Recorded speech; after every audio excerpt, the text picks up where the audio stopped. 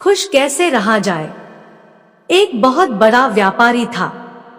उसका व्यापार बहुत फैला हुआ था और बहुत अच्छे से चल रहा था, लेकिन फिर भी उसे चिंता रहती थी कि उसके बाद उसके व्यापार का क्या होगा। उसका बच्चा उस व्यापार को अच्छे से संभाल पाएगा या नहीं। हालांकि उसके बेटे ने उससे कई बार कहा था कि मुझे भी व्यापार करने दीजिए, मुझे व्यापार करना आ गया है, मैं सीख चुका हूँ। लेकिन व्यापारी पता नहीं क्यों उसे कभी मौका देता ही नहीं था। कुछ दिन बीते और एक दिन व्यापारी की तबीयत अचानक खराब हो गई। उसे दिल का दौरा पड़ा। उसे आईसीयू में भर्ती करवाया गया। व्यापारी का बेटा उसके दोस्त के साथ अपने पिता को मिलने आया। थोड़ी देर अपने पिता के पास बैठने के बाद बेटा और उसका दोस्त आईसीयू से बाहर आए। बाहर एक आइसक्रीम की दुकान देखकर व्यापारी का बेटा बोला, चलो आइसक्रीम खाते हैं। उसके दोस्त को ये जानकर बड़ा आश्चर्य हुआ कि बाप आईसीयू में है, बिजनेस का क्या होगा पता नहीं। और उसका दोस्त ऐसी सिचुएशन में भी इतना बेफिक्र कैसे रह सकता है। वो दोनों दुकान गए और आइसक्रीम लेकर खाने लगे। दोस्त से रहा नहीं गया तो उसने अपने दोस्त से उसके मन में क्या चल रहा था सब कुछ बताया।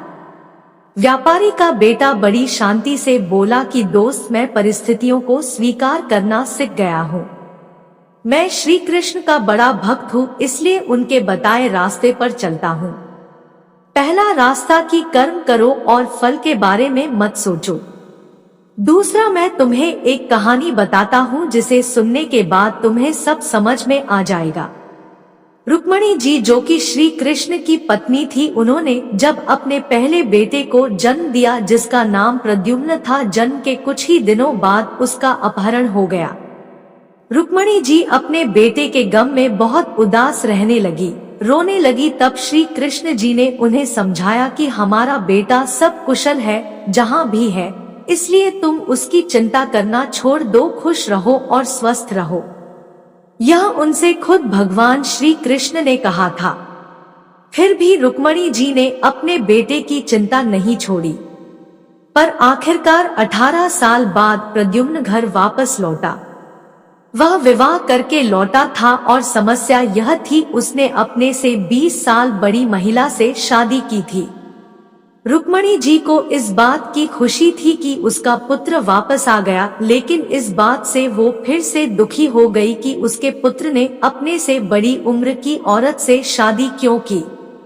उनको दुखी देखकर श्री कृष्ण ने उन्हें समझाया, जो हुआ अच्छा हुआ, उसके बारे में मत सोचो, उसे स्वीकार करो और खुश रहो। बावजूद इसके कि भगवान ने फिर से उन्हें समझाया, रुक्मणी जी को इस बात को स्वीकार करने में 8 वर्ष लग गए। इस तरह से रुक्मणी जी ने अपने जीवन के 26 साल दुख में बिता दिए, सिर्फ इसलिए क्योंकि वह परिस्थितियों को स्वीकार नहीं कर पाई। यह कहानी खत्म करने के बाद व्यापारी के बेटे ने अपने दोस्त से कहा कि मैंने परिस्थितियों को स्वीकार करना सीख लिया है, मैं अपने लक्ष्य पर ध्यान दूंगा, बिजनेस भी अच्छे से करूंगा और आगे जो होगा उसे स्वीकार करूंगा। दोस्तों, छोटी सी ये कहानी हमें बहुत ही मूल्यवान सीख देती है कि अगर हम अपने जीवन में आने वाली घटनाओं को स्वीकार नहीं करते तो हमारा जीवन बहुत कठिन होगा, और अगर हम उन्हें स्वीकार करते हैं तो हमारा जीवन बहुत सहज हो जाएगा।